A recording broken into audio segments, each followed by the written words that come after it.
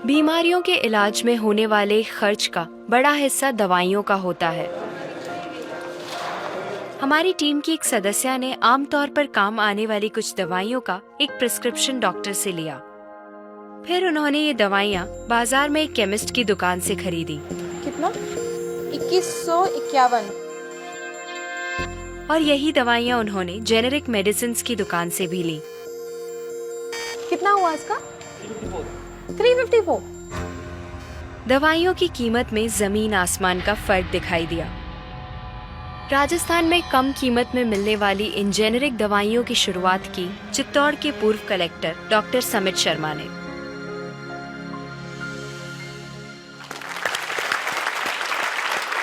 Doctor समित, मुझे बताइए कि ये कैसा मुमकिन है कि हमारी जो कॉरेस्पॉन्डेंट थी वो वही दवाइयाँ उन्होंने 2000 कीमत में उनको मिली एक दुकान में, और जो जेनेरिक मेडिसिन है उस दुकान में जब गई तो उनको कम में मिली, 300 में मिली। ये कैसे मुमकिन है?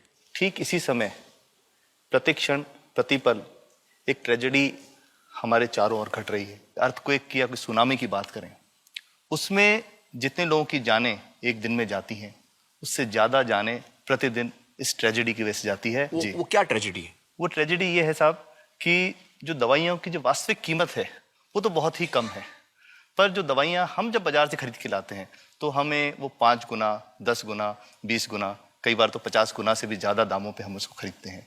जैसे हम भारत में अगर देखें कि 40 करोड़ से ज्यादा लोग ऐसे हैं जो अपने लिए 2 वक्त की रोटी नहीं जुटा पाते, तो क्या वो उस दवा को खरीद सकते हैं? बहुत सारे लोगों को इस वजह से दवाई नहीं मिल रही। यस, WHO कहता है कि स्वतंत्रता के 65 वर्ष पश्चात आज भी 65% of the Indian population lacks regular access to essential medicine. जो मेन दवाई हैं, जो आवश्यक दवाइयां हैं, वो उन तक नहीं पहुंच पाती रकम की वजह से। मुझे बताइए कि ये जो जेनेरिक मेडिसिन जो हम कहते हैं, अभी ये अंग्रेजी का शब्द है, इसको हिंदी में कैसे समझाएं? मैं आपको बहुत सरल भाषा में बताता हूँ। तो ये जेनेरिक नाम जो दवा का जो मूल सॉल्ट है, जो इसके अंदर जो दवा है उसका नाम है, केमिकल नाम, उसका केमिकल नाम है। अब जैसे और उदाहरण अगर सरल करके बताएं इसको, तो जैसे ये लड़की दुबली पतली सी नजर आती है, तो मैं अगर डॉक्टर हूं तो मैं इसको ये कहूं 1 गिलास दूध सुबह, 1 गिलास शाम को पिया कर।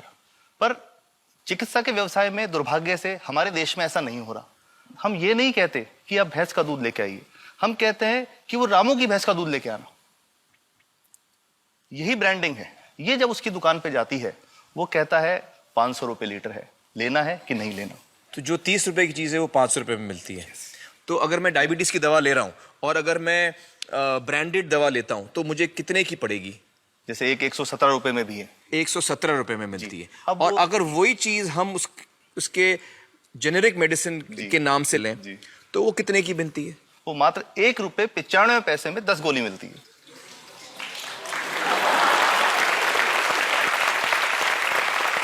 और दोनों गोलियों में कोई फर्क नहीं है किसी किस्म का? 100% समान, क्योंकि इसकी उत्पादन लागत ही इतनी है। उसका manufacturing, packaging, transport, retail margin, जो उसके मार्जिन जो हैं, जो हमारे ज्यादा वो सब मिला करके उतने की ही पड़ती है। कुछ कैंसर के मैं आपको उदाहरण दूंगा, उसमें एक ही दवा जो ब्लड कैंसर के काम में आती है, बाजार में 1.25 लाख रुपए का एक पैकेट मिलता है। 1.25 लाख का एक पैकेट जो 1 महीने चलता है। और जेनरिक में वही दवा जेनरिक में अलग अलग कंपनीज जो बनाती हैं, एक 10,200 में बेचती है, एक 8,800 में बेचती है और एक 6,500 में बेचती है। मतलब ये आपका ये कहना है कि आपके ये प्रयास से इतने कम में राजस्थान में पब्लिक को, आवाम को ये दवाएं पहुंचा रहे हैं आप इस वक्त? जी, क्या बात है। मेरा ये सवाल है कि डॉक्टर्स जो हैं वो हमारे पर्ची पर जेनेरिक नाम क्यों नहीं लिख के देते? क्यों लिखते हैं वो ब्रांडेड? जाने नहीं देंगे बाहर फिर? नहीं, सब जाने देंगे। जब एक नया मेडिकल प्रैक्टिशनर जब प्रैक्टिस शुरू करता है तो उसके पास जो कंपनी के जो मेडिकल रिप्रेजेंटेटिव्स होते हैं, सेल्स बढ़ाने का उनका काम होता है, मार्केटिंग प्रिंसिपल के हिसाब से सेल्स एजेंट होते हैं बेसिकली। फिर वो कहते हैं साहब आप हमारी जो दवा है यही लिखना, ये बहुत बेहतर दवा है, इससे मरीज ठीक होगा। और उनको डॉक्टर्स को लिखने के लिए उनको प्रेशराइज किया जाता है, उनको टेम्प्ट किया जाता है। तो ये इसमें बहुत बड़ा कारण है जो दवा की कीमत को उसकी वास्तविक कीमत से 5-10 गुना 20 गुना तक बढ़ा देता है। एक बहुत बड़ा कारण है, क्योंकि हमारे पास जब हम टेंडर करते हैं तो बहुत सारे कंपनी वाले आते हैं, जो भारत की जो सबसे बेहतर कंपनियां, जिसके भी नाम वो रेपुटेड कंपनियां जिनके नाम आप ले सकते हैं, वो सभी हमें वो उसको जो 70 रुपए की है उसको 2 रुपए में 5 रुपए में दे रही है, 30 रुपए की दवा 2 रुपए में दे रही है। इतना ज्यादा फर्क। तो कंपनी तो दे सकती है और देना चाहती है और हमें देती भी है इतनी कम दामों में, हमें दे रही है ना, ये संभव तो है। अच्छा, मैं आपको बताऊंगा कि भारत से हम लगभग 45,000 करोड़ रुपए की जेनरिक दवाइयां प्रतिवर्ष विदेशों को निर्यात करते हैं। आप भेजते हैं दुनिया भर में जेनरिक, ये जो सस्ती दवाएं हैं आप विश्व भर में भेजते हैं, विश्व और भर में हमारे भेजते लोगों हैं। को नहीं मिल रही। हमारे देश में महंगी है, हमारे देश में महंगी है, और अगर ऐसा है तो हमें कोई ईस्ट इंडिया कंपनी की जरूरत नहीं, हम वापस उसी दिशा में जा रहे हैं। आपने जब ये शुरू किया तो आपको कोई रेजिस्टेंस फेस करना पड़ा राजस्थान में? देखिए, जो प्रयास हम कर रहे हैं ये बेसिकली धारा के विपरीत बहने का एक प्रयास है जी।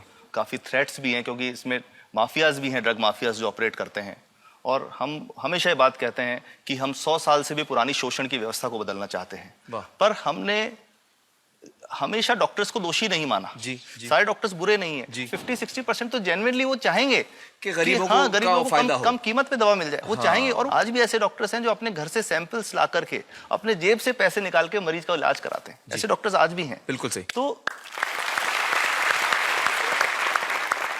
मैं इनको एक उदाहरण भी बताता हूँ कि कैसे हमारे जो काम वाली थी उसका बच्चा था छोटा, इंसिडेंटली हम कोई समय छुट्टी मनाने कोई बाहर गए, जब हम लौट के आए 10-12 दिन बाद, तो वो लक्ष्मी के साथ उसका छोटा जो बेटा था राजू, वो भी उसके साथ आता था जब, और मेरे बच्चों के साथ खेलता था, मेरे बेटे के साथ खेलता था। तो वो लक्ष्मी अकेली ही आई, राजू नहीं आया। तो हमने पूछा कि क्या हुआ, तो उसने जो बात बताई कि साहब वो उसको, आप गए थे, उल्टी दस्त हो गया था। उल्टी दस्त की बीमारी के लिए वो जब दवा लेने गई तो केमिस्ट ने उसको कहा कि इसके तो 400 रुपये लगेंगे। तो उसने कहा साहब मैंने खूब मांगा, मेरे पास 400 रुपये मुझे नहीं थे, और मेरा बच्चा रात को ही उसको दस्त आते रहे, वो खत्म हो गया। और मैं आपको ये कहना चाहता हूँ कि वो जो दवा लिखी थी कि वास्तव कीमत 1.5-2 रुपये ही है, तो वो बच्चे की जान बच सकती थी। 65 वर्ष के बाद भी अगर कोई बच्चा उल्टी दस्त से मर जाए तो मैं नहीं समझता इससे शर्मनाक बात कोई हम लोगों के लिए हो सकती है। और सबसे बड़ी बात कि इसे आसानी से बदला जा सकता है। हमें सबको एक समन्वित, एक संगठित प्रयास करने की जरूरत है। ये तो कुछ भी नहीं है, कोई नई फैक्ट्री खोलनी नहीं, कोई नई दवा नहीं बनानी, ये सब जो गलत चल रहा है इसको रोकना ही तो है। तो दोस्तों, डॉक्टर समित की बातों से हमें यह पता चला है कि दवाइयों का जो कॉस्ट होता है, जो उनको बनाने का खर्च होता है, वो बहुत ही कम होता है, और हमें इन कम दामों में ये दवाइयां मिल सकती हैं अगर हमारी राज्य सरकार जेनेरिक मेडिसिन की दुकानें खोले, जैसे राजस्थान सरकार ने किया है, और जिसके लिए हम उन्हें सलाम करते हैं। एक बात और, अगर आप एक एनजीओ हैं और आप जेनेरिक मेडिसिन की दुकान खोलना चाहते हैं तो department of chemicals and fertilisers आपको 50,000 रुपए की ग्रांट भी देता है। डॉक्टर समित, आपने बहुत ही बेहतरीन काम किया है और इस बहुत ही अहम मुद्दे पर रोशनी डालकर हमारी आंखें खोल दी हैं, और हमारी दुआ यह है कि जो काम आपने राजस्थान में शुरू किया है वो हर राज्य में फैले, देश के कोने कोने में फैले। बहुत बहुत शुक्रिया हमारे साथ बातचीत करने का doctor Samit, thank you so much.